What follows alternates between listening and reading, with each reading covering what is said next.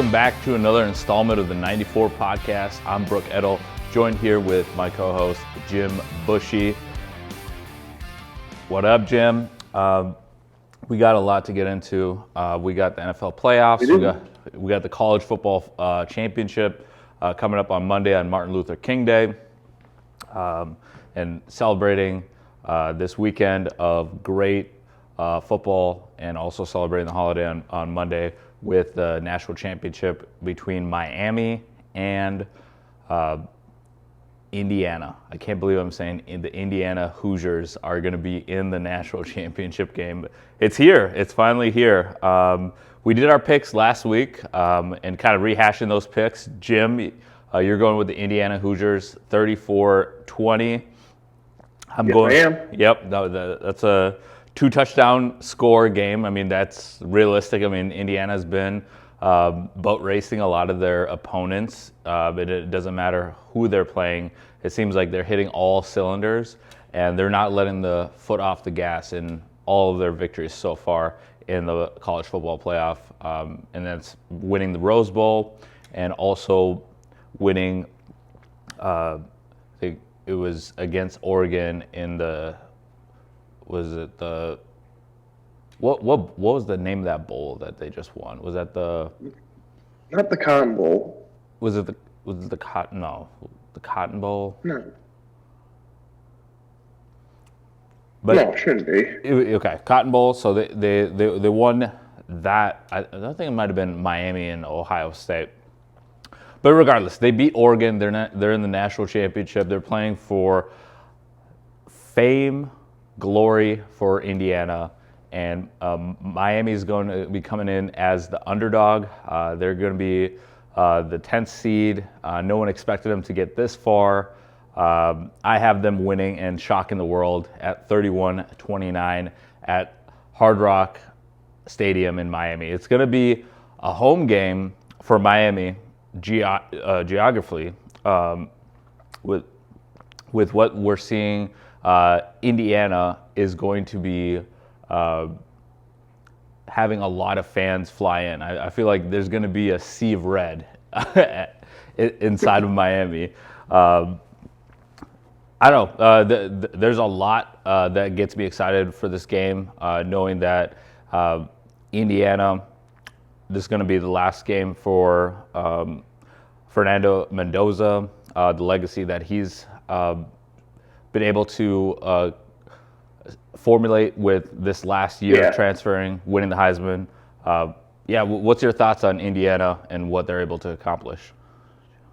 I mean, it's great to see that they're now becoming a football school, but you could always think the transfer portal and all that, and all the NIL deal, they would come in. I mean, it's great to see them win. It's great to see them there. High hopes. I didn't want to see another Ohio State. I didn't want to see another Bama, the teams we would normally see. So I'm excited for this game. I'm really excited for Indiana, and I really think they're going to do good. Absolutely, and that just kind of shows you like the power of the transfer portal, and also what Curt Cignetti has been able to do on getting a lot of these older players to perform at the top level. And that coaching tree from Nick Saban is, proving true. Both these coaches, Mario Cristobal and Curt Cignetti, are coming from that Nick Saban coaching tree from Alabama, and all of college football is watching this and just realizing, all right, we can't just shun any player that stays past the 4 years. I mean, we got Carson Beck, a seven-year player who's won national championships with the Georgia Bulldogs and Kirby Smart. Funny again, another Nick Saban coaching tree coach. And what we see with Miami, I think they're going to have a lot of physicality up front. So that'll be something to look out for, is what's going to happen in the trenches between Miami and Indiana. This game is going to be heightened security. Obviously, there's going to be a lot of attention on this game. The president will be in attendance.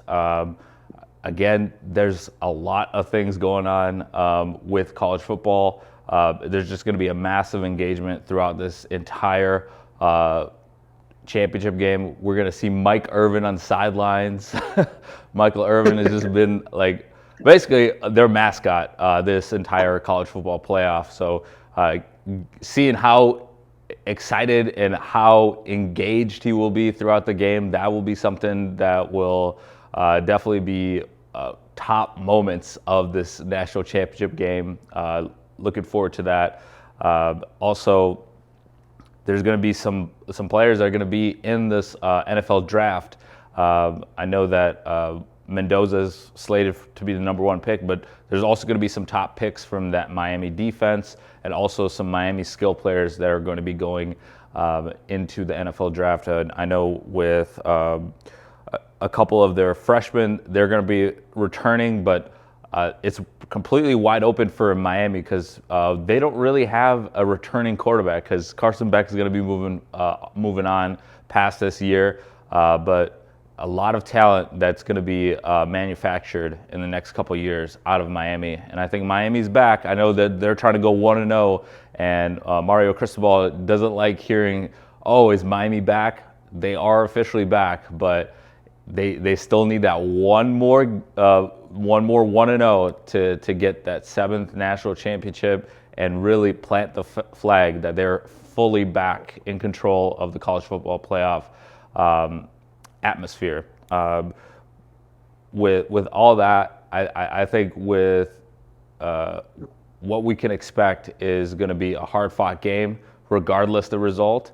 And I'm going to be tuned in because I think this is going to be a nice way to kind of wrap up the entire weekend on Martin Luther King Day with the national championship between Indiana and Miami. Definitely going to have to stay up for this one.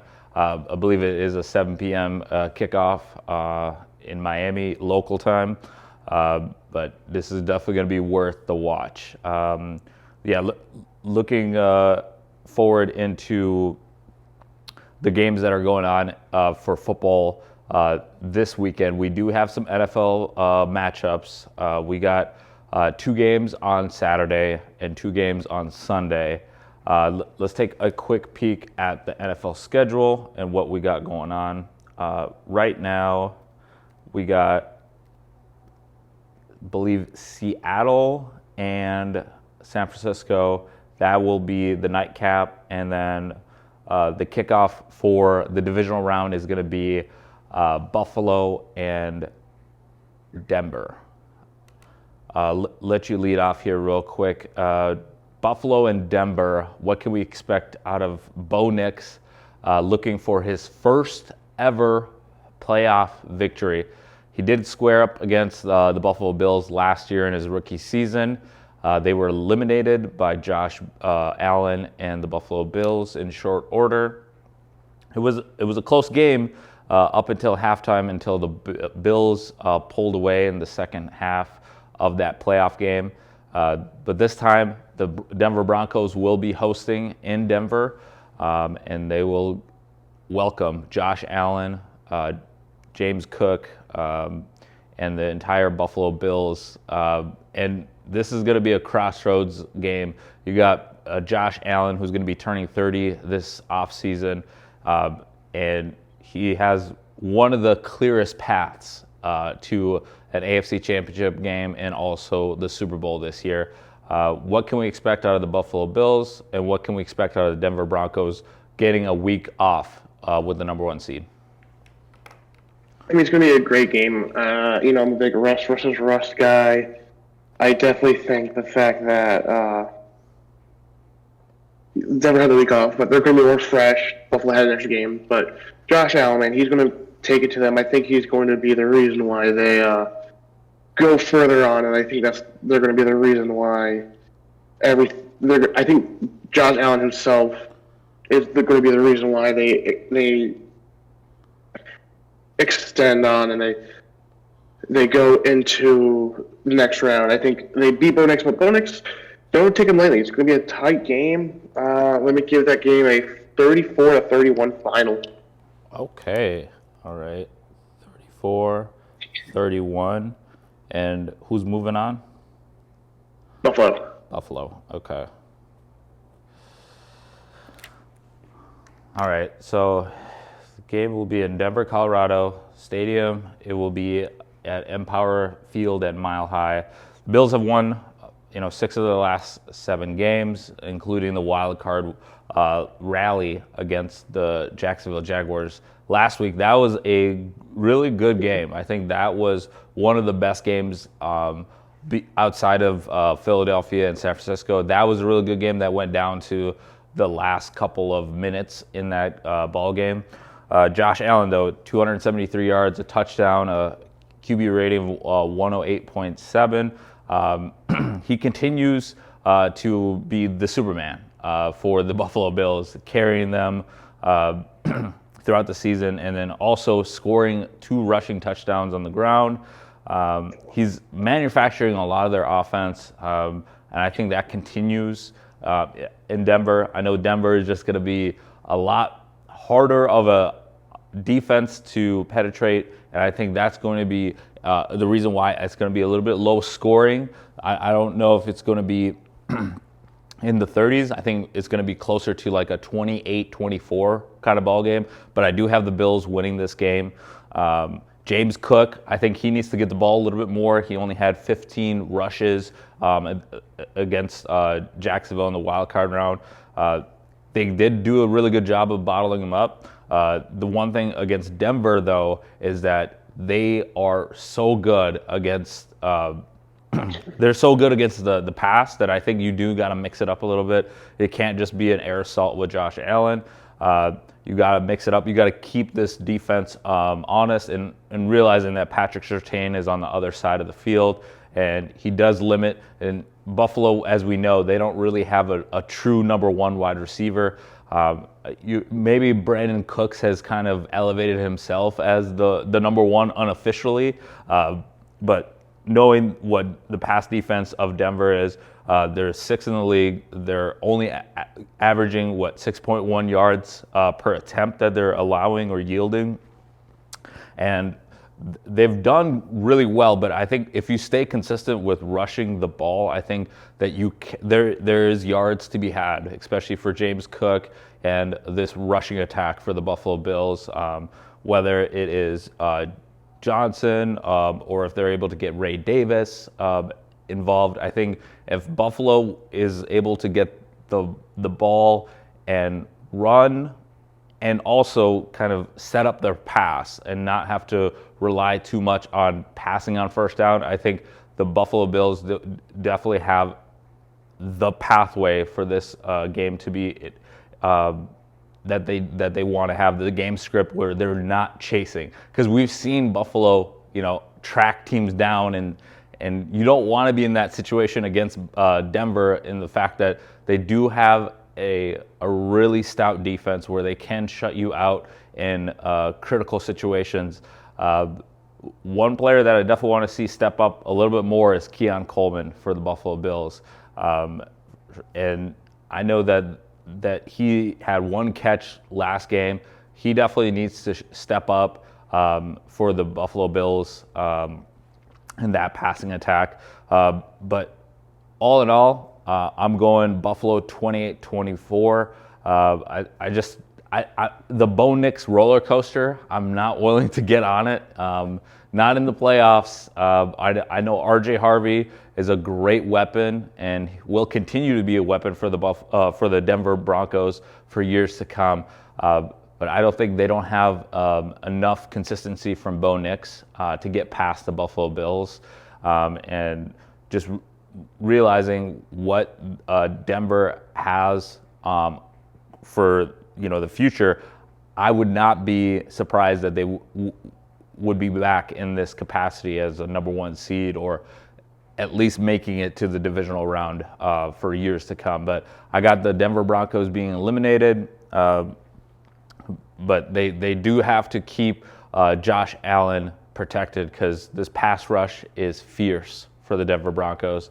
And that could definitely neutralize what Josh Allen can do, especially if they can take away his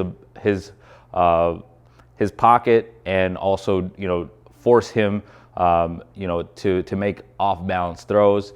Not saying that Josh Allen couldn't make those throws. I just feel like if they're able to kind of throw off the timing and knowing that this offense definitely needs to stay on schedule for the Buffalo Bills to see success. But yeah, this is going to be a great game, a great matchup. The Bills are averaging about 28 points per game. Broncos just a little bit lower on the totem pole there with 23.5 points per game. The yards per game, the Bills have that advantage with 376 yards. Broncos are getting about 342 yards out of their offense.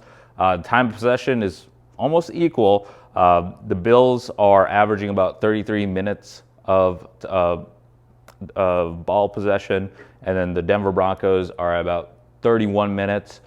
So that will be maybe a battle of field possession throughout the game to definitely look out for.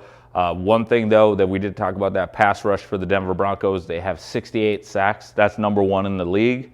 So Josh Allen, you got to keep him upright. If Buffalo is looking to advance to the Super Bowl, you got to keep your quarterback upright and healthy. He can't take unnecessary hits throughout this game. And the Bills are 20th in the league with only 36 sacks. But again, it's anybody's game in the playoffs. It's a brand new season. The turnovers do come for Buffalo. They do have 13 picks on the season. The Broncos surprisingly only have 10 picks on the season, especially for an opportunistic defense like the Denver Broncos. The turnover differential is where we see the Buffalo Bills have the edge here. They're +1, and the Broncos are -3. And this is kind of odd, especially for a number one seed team not getting all those turnovers. The Broncos are a -3, and they're 19th in the league, and the Bills are +1. So I think that might be the difference maker there. Is we might see the Bills be able to get a couple of turnovers, interceptions, special teams. We've seen special teams where you got muff punts, or you can't recover a kickoff the proper way. So I think that might be the difference maker there, is just the turnovers that we're seeing. And Josh Allen was a full participant, and we do expect him to play. I think he would need to be on serious a serious watch if he was to miss this game. Oh no, 100%. Yeah. Without Josh Allen, the Buffalo Bills really don't have a chance. I mean, I don't know who their backup is, but if Josh Allen can't beat Josh Allen, yeah, Mitch Trubisky is not beating the Broncos. No. You're not going to have a fun time, to quote South Park. Yeah, you're not gonna have a good time. No, you're not. They're not. That's hilarious. Yeah, the other injuries that we see is Bernard, linebacker. He's questionable with the calf, and then defensive linemen. They were all active. Pensa, and then I think Shaq Thompson did participate. And we're not expecting any major injuries with the Broncos. I see Franklin Myers, defensive lineman, full participation. Greenlaw, also full participation. Their backup tight end, Krull, is out. And then also Sanders, linebacker for the Denver Broncos, he's out with the ankle. So those are the only two players that we expect to miss this game. But yeah, going into the matchup for the NFC, we got the San Francisco 49ers and the Seattle Seahawks. That will be the nightcap. We're both going Buffalo in the first game. I got 28-24 to wrap up the Buffalo and Denver matchup. So with Seattle and San Francisco, we got 10 minutes here to break down this matchup before we move into the next segment. San Francisco played Seattle for the right to be the number one seed in Week 18. They lost They are now on the road. They go to Seattle. Seattle has won 7 straight games. They won 11 in their last 12 games. It will be at Lumen Field. All the 12s will be really loud. What is your take on this game? San Francisco 49ers going on the road, visiting the Seattle Seahawks for a chance to go to an NFC Championship game. I mean, they're going on the road. They're going to Seattle. They're going to a tough environment. Yeah, they won last week, San Fran, but I don't know if they can continue their mojo. I really don't know. I want Purdy to do well.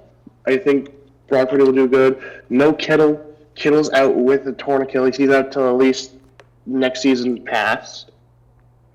I mean, it just comes down to the fact that which quarterback is going to have a good one, Purdy or Darnold? And the way Seattle played at the end of the season, the way they were able to do it, I'm liking them a lot. So I think I'm going to go Seattle 24-21. Okay, Seattle 24-21. Okay. Yep. All right. Yeah, the last matchup, the 49ers beat the Seahawks beat the 49ers 13-3. Prior, I think they were 1-1 because Seattle won the first matchup against Seattle. So this is the rubber match. It's not the team going for the sweep of the season series. They are looking to advance to the NFC Championship game. Sam Darnold has been impressive, getting them to the number 1 seed, winning that pivotal game, as we mentioned, against these same 49ers. And what Brock Purdy and what Christian McCaffrey can do, I think that is lethal. But the Seattle defense, I think, has figured them out. They've played them enough times to realize what they need to do to contain Brock Purdy and Christian McCaffrey and the rest of the offense. And it's a huge blow. You miss George Kittle in these type of games. And I know George was battling to get back for this playoff run, and it's tough to see that he will not be available for this game. I know that he did miss the last game as well, and he did get injured in week 1 against these same Seahawks. So it's just been an injury-riddled season. George Kittle, hope that you do get a speedy recovery, and hope to see you get back. He's one of the fun players to watch in the league. But to get back to what Seattle, what Sam Darnold has done is throw 25 touchdowns, 14 interceptions. So it's a little staggering, the 14 interceptions. I think Seattle has realized since that Thursday night game that they've been playing a little bit more conservative with Sam Darnold and not, unwinding him and exposing him from, making mistakes in critical situations, because you realize what is in front of you. You got home field advantage. You can run the ball. You can get the crowd involved. You got a nice 1-2 punch with Kenneth Walker, K9, and Zach Charbonnet, where you're able to get a good pass-run mix. And also you got Jackson Smith and Jigba, the receiving yards leader. And I think this is going to be a huge game for JSN to get open against the 49ers defense. And I know with Robert Saleh, I know that he's going to try to take every opportunity away from Jackson Smith and Jigba. But I think this offense is ready to unleash. I think if you're able to get the running game going again, we talked about this. This is a consistent pattern with these playoff games. If you're able to get the running game going, that's just going to open up everything else. And I think Seattle wins this game. It's going to be a good, hard-fought game, but I got Seattle winning this game 30-27. I think it's going to be a little bit more scoring than the last one, because I think these teams have figured each other out. And I know that Kyle Shanahan, he's not going to hold back. We saw we saw a wide receiver throw a touchdown to Christian McCaffrey. So with Juwan Jennings, I think everything is a green light. And what an impressive season by the San Francisco 49ers. I think they fall short here against Seattle. Seattle is just a tough place to play. And I think Seattle has kind of figured them out, especially with their defense on how they're able to limit what Brock Purdy really likes to do, rolling out, misdirection, and also Christian McCaffrey. I just think it's just been a story of like a lot of things for the San Francisco 49ers this year. But I think the Seattle Seahawks will pull through. And yeah, definitely be on the lookout for A.J. Barter. I think he's going to have a key reception in this game that's going to be shifting the tide. Again, the turnovers. I think if Brock Purdy can protect the football, this is going to be a pick'em game like we're predicting here. Oh, but if there's interceptions, I think Seattle could run away with this game as well.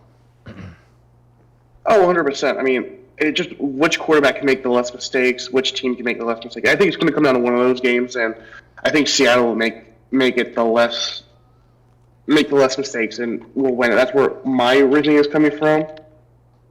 So that's what I'm thinking. Okay, yeah, absolutely. I mean, I think Seattle has just been well coached by Mike Macdonald. Two great coaches here, Mike Macdonald and Kyle Shanahan. And we do have more NFL playoffs to talk through. I know we got the Rams and Bears, and then we got Houston and New England coming up. But those are the Sunday games.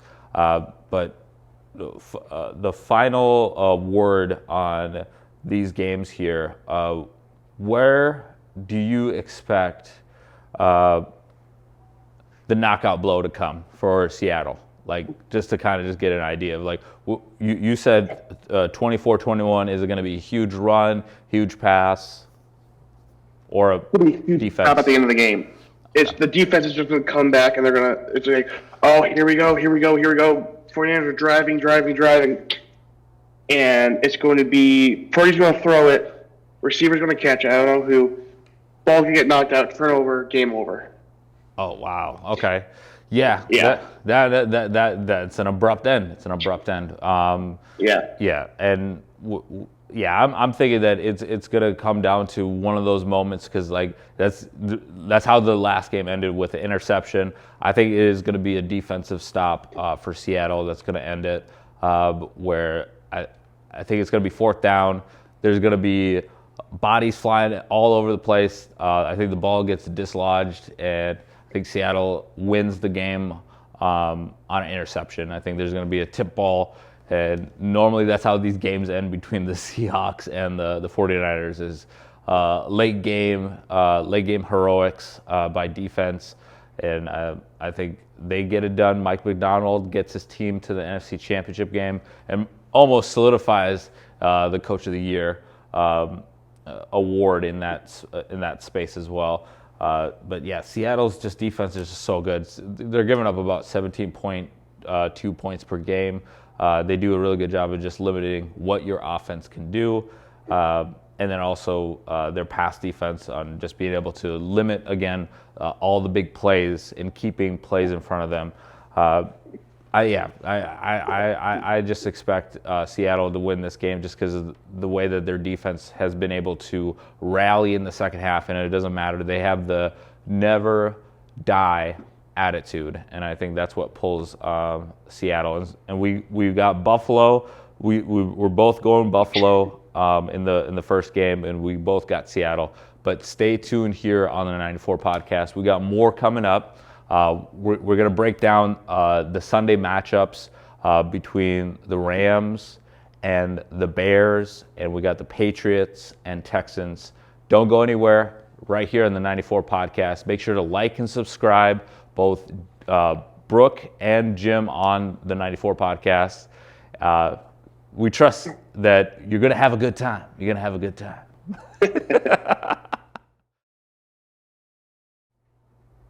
All right, welcome back to the conversation here on the 94 podcast. We left you talking about the NFC West rivalry in Seattle and San Francisco, but we got more games to break down. We're going to first take a look at the AFC matchup on the AFC playoff tree. We got the Houston Texans, who just took out the Pittsburgh Steelers, ending Mike Tomlin's reign with the Pittsburgh Steelers. Big shout out to Mike Tomlin and what he's been able to do with that program with the Pittsburgh Steelers. But also let's focus on DeMeco Ryans and what he's done with this Houston Texans offense and defense. Primarily the defense and taking his signature and being able to score touchdowns. We're seeing multiple scores by this Houston Texans defense. And then we got another defense on the other side with Mike Vrabel and the New England Patriots, where they're both embodying their coach. So one of those classic AFC matchups with two teams with really good defenses. They got both have franchise quarterbacks in C.J. Stroud and Drake May. Drake May, MVP candidate. It's going to be a wild scene at Foxborough, Massachusetts, at Gillette Stadium between the Texans and the Patriots. Texans are averaging about 23.8 points per game, and we did mention they are getting some help from their defense in scoring. But the Patriots do have the edge here with 28 points per game. They're second in the league with points per game. And C.J. Stroud and Drake May, looking at the matchup here. C.J. Stroud, a lot of mistakes last week. Drake May just made sure not to make the mistakes. So those were the two splices of both of their performances. They both played a night game. This will be an afternoon game, so it'll be interesting to see how that shifts from day to night.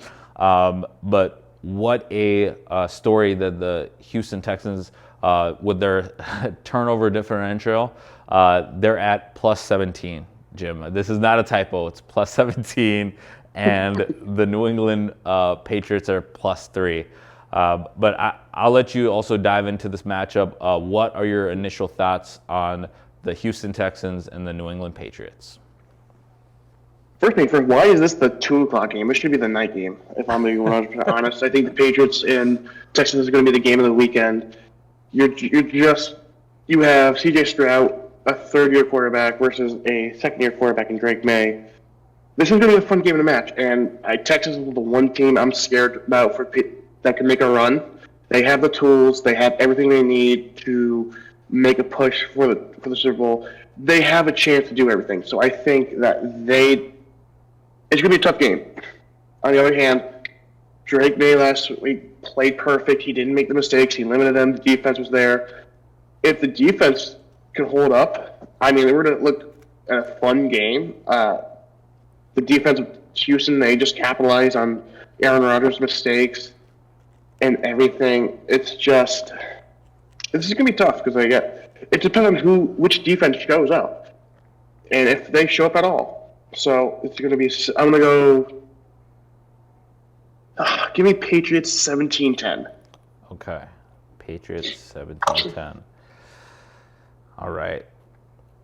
Okay, that's old school, slug them out, hard-nosed football. Oh, yeah.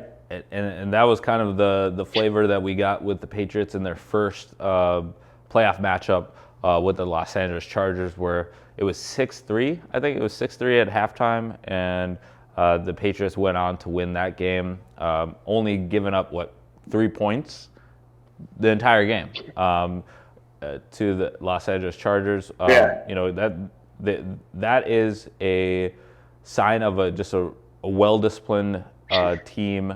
Same thing with Houston. Again, this is going to be a pick'em game. Yeah, the way that they looked against Aaron Rodgers and limiting him and getting the hits, that's one thing that I'm looking at is like, all right, that pass rush is just crazy good. And also they're backed up with a great secondary where they're not going to make it easy for your quarterback to make plays downfield, or you also got the linebackers that are coming up and making plays. And the offensive line, I think that's where I would have to. Yeah, that's one thing. The Patriots gave up 5 sacks in the last game, and that's where I get a pause for concern. I'm going Houston, and again, it's going to be a close game. I got Houston winning this game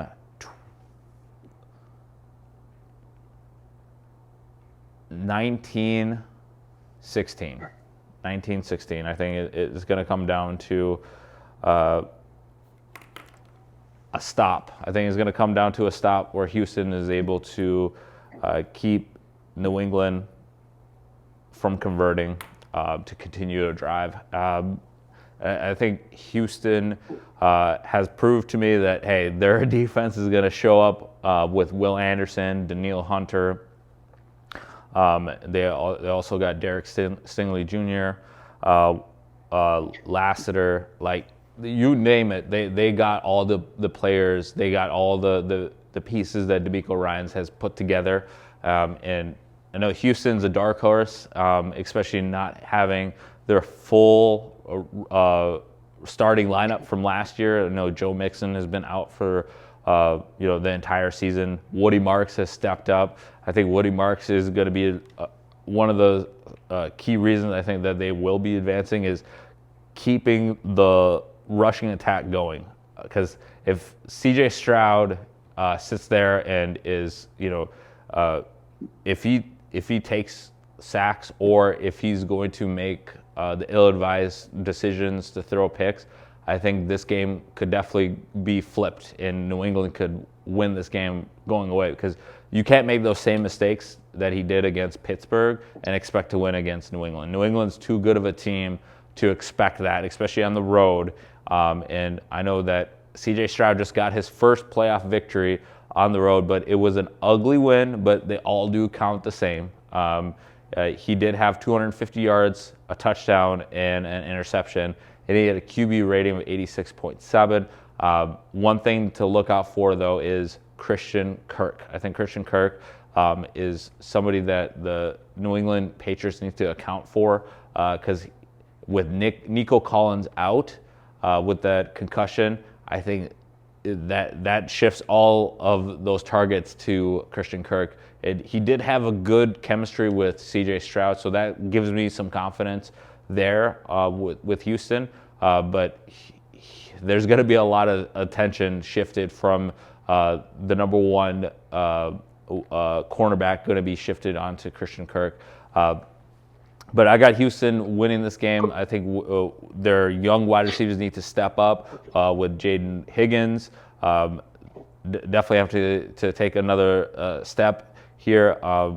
Xavier Hutchinson as well. But they do get Dalton Schultz. So I think that kind of helps C.J. Stroud.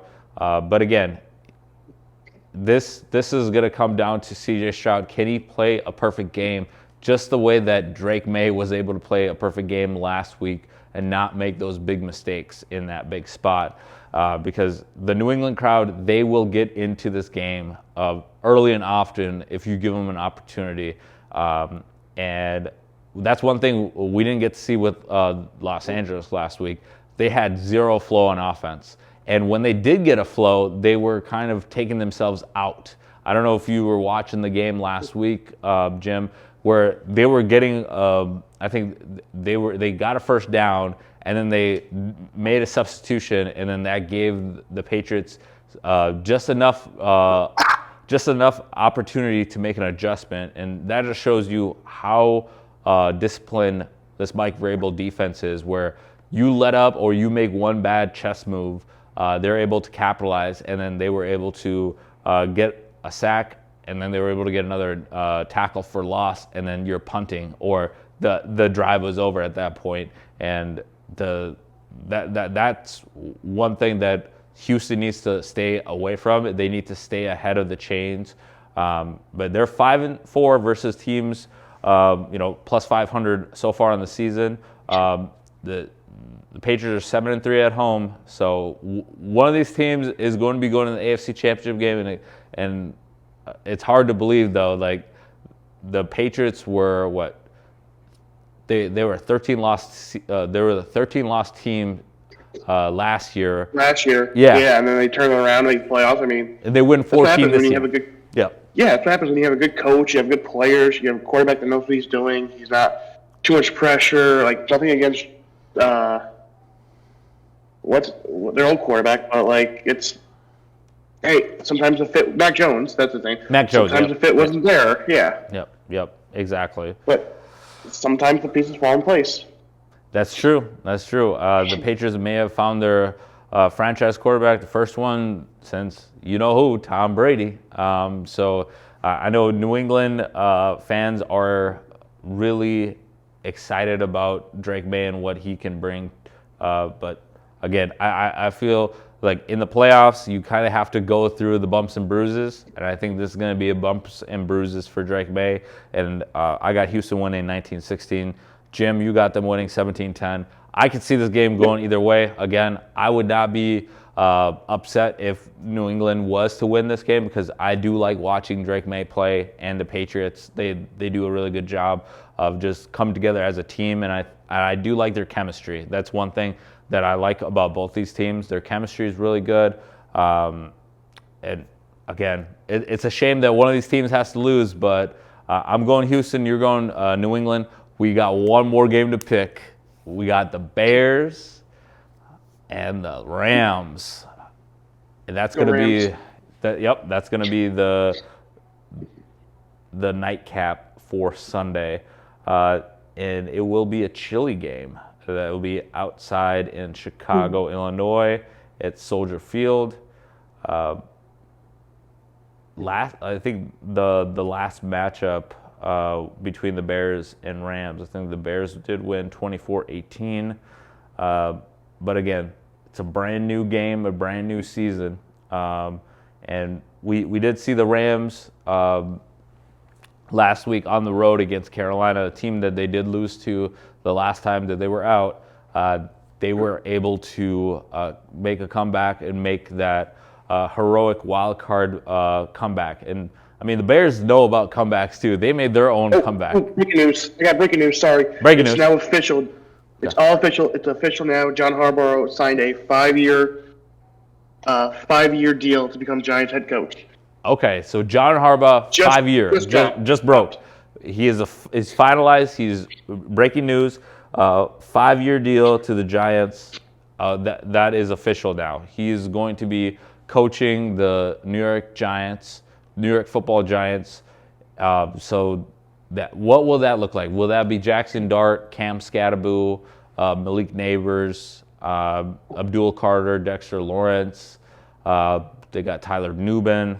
I mean, they do got pieces. And again, with John Harbaugh, he's going to bring his staff from the Baltimore Ravens to help, build that defense that we were able to see with Baltimore have a lot of success and win a Super Bowl back in 2012 against his brother, Jim Harbaugh. So congrats to John Harbaugh being able to find his next coaching spot, and the New York Giants no longer looking for a head coach. They have John Harbaugh. He's going to be the main guy for them moving forward for 5 years. We'll see how that works out in the NFC East. But what's your thoughts on John Harbaugh real quick before we get back into it?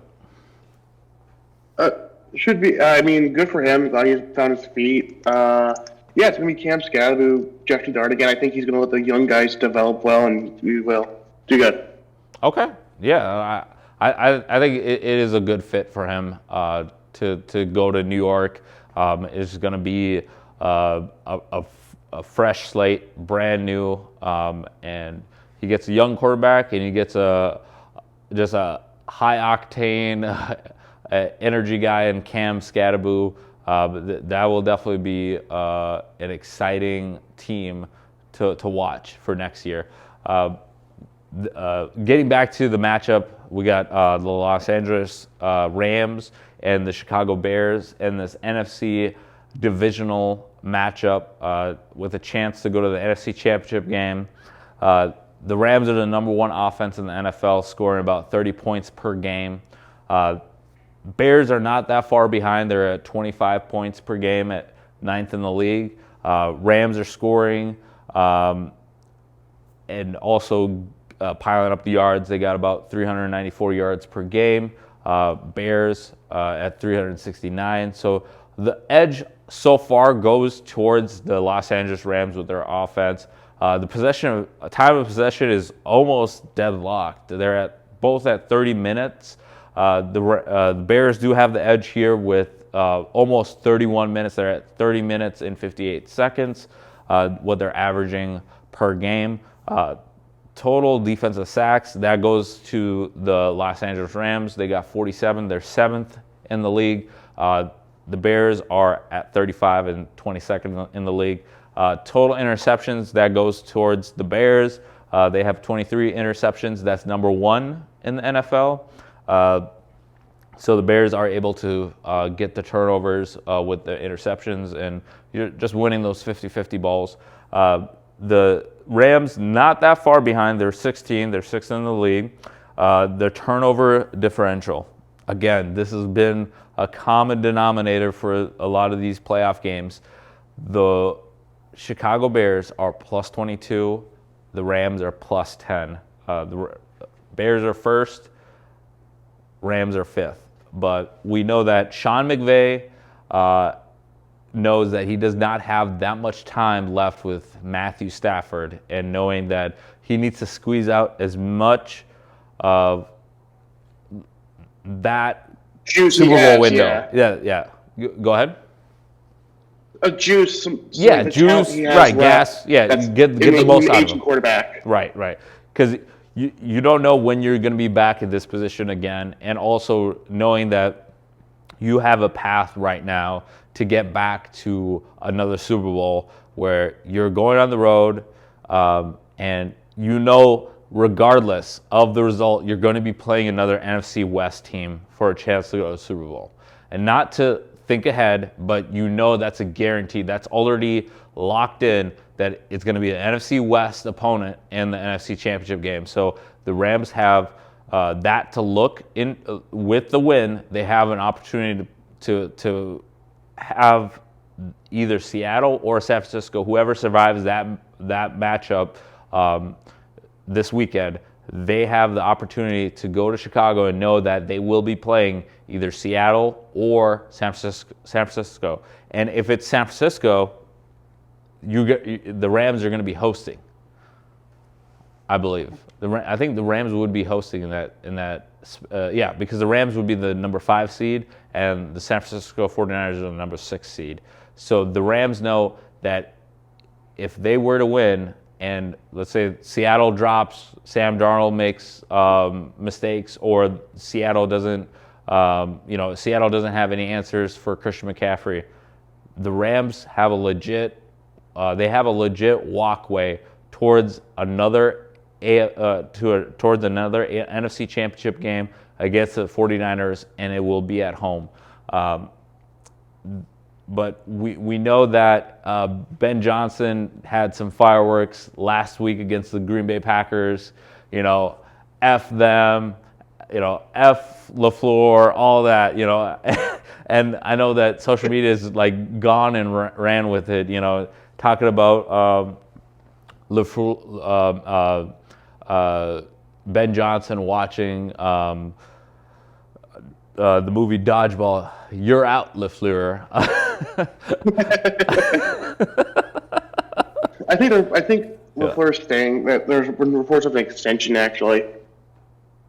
Okay, so with the Packers, there's talks that with an extension. Okay. Yeah. I mean, again, he's been winning with them. He's been getting them to the playoffs. So I don't think Matt LaFleur should be worried about job security. I know that a lot of Packer fans that I do talk and text with, they were like, you got to go get John Harbaugh. He's gone. He's off the market. But I think with Matt LaFleur, he shouldn't be worried about his job. I think this was just something that he needs to shore up in the offseason. But this is something that has been reoccurring. I think that there's been other playoff instances where they either gave up leads or they were not able to close out games. But again, Matt LaFleur, I expect him back with the Green Bay Packers. I know it was a hard loss for them to lose against the Chicago Bears, but I think that he can come back, and losing Micah Parsons, I think that was already a tough ask to get past the Chicago Bears on the road. But I think with the Bears, Ben Johnson, and I know the whole exchange with the handshake, and then I know the NFL media is trying to make it into a huge thing about, Sean McVay, and I think Matt LaFleur's little brother is the offensive coordinator for the Los Angeles Rams, Mike LaFleur. I think it is family, but like I think it might be for McVay, it's just more of a professional thing where he's trying to get back to the Super Bowl. He's trying to solidify a Hall of Fame career, not only for himself but for Matthew Stafford to get back to another one and win one. And having this exciting offense with Puka Nacua, Devontae Adams back healthy, Kyron Williams, Blake Corum. I mean, they got a 1-2 punch at both skill positions. Colby Parkinson's with a great catch in that fourth quarter comeback against Carolina to help the Los Angeles Rams advance to the divisional round. So they can hit you from all different angles with this offensive, the number one offense in the NFL. It's going to come back down to the defense. Can the Rams stop Ben Johnson and this offensive attack with Caleb Williams? They call him the Iceman. I know he does the celebration of the ice, and he has been, ice in his veins. With Caleb Williams making that conversion on 4th and 8 with the season on the line, and you didn't know that that was going to be that turning point, but it was that turning point for the Chicago Bears where they were able to mount the comeback, get that final touchdown with DJ Moore to take the lead, and cheese grade the Packers out into Cancun. I think now with that emotional high that the Bears were after beating their longtime rival in the Green Bay Packers, they need to reel it in. They have to play football. This is another game. The Rams don't care about the history between you and the Packers, Chicago. This is for a chance to go to the NFC Championship game and get one step closer to the Super Bowl. What's your predictions? What do you think is going to happen between these two NFC teams? Oh my goodness, that's gonna be tough because the Bears did look good, but the only reason they looked good is because of the collapse of the Packers defense. Of the Packers, yeah. Yeah. And the offense couldn't get anything going. So I mean, if I had to choose anything, I gotta go the Rams. I mean, they're consistent. I'm gonna go another high score here. Let's go 35-27. Okay. 35-27. You got Rams. Okay. Yep. All right. How will the handshake go? Will it be like a legit handshake, or will it be like a drive-by? No. Probably be a drive-by, but Yeah. Okay. Yeah. Not too much love lost between these two coaches. Okay. yeah. All right. All right. Bears. I think the Bears, they are gonna make this game exciting. I just feel that the cold is going to help the Bears make this game. I think the Bears have a chance to win this game, and I'm going to go Bears. Bears? The Bears. I'm going the Bears. I got the Bears winning this game. I think a little bit lower scoring game. I think the Bears win this game 28. So not too low scoring, but I got the Bears winning this game 28. 28-21.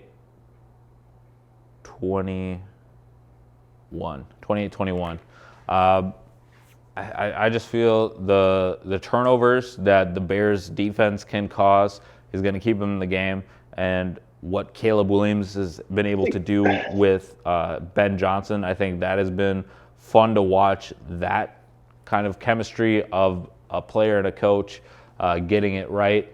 I know the early part of the season they looked kind of shaky to start the season. They were 0-2, but then for them to bounce back, win the NFC North, I think we do have to take some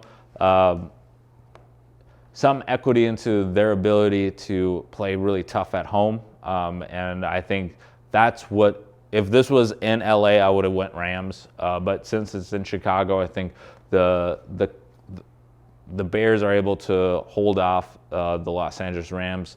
I think Matthew Stafford, he's going to be under a lot of duress. I think the Bears' defensive line definitely wore down on the Packers' offensive line last game, so I expect that in the second half. And the Rams are just not a cold weather team, and that's where I'm going with the Bears. If it was in SoFi, I would have went Los Angeles, but Chicago in the NFC Championship game.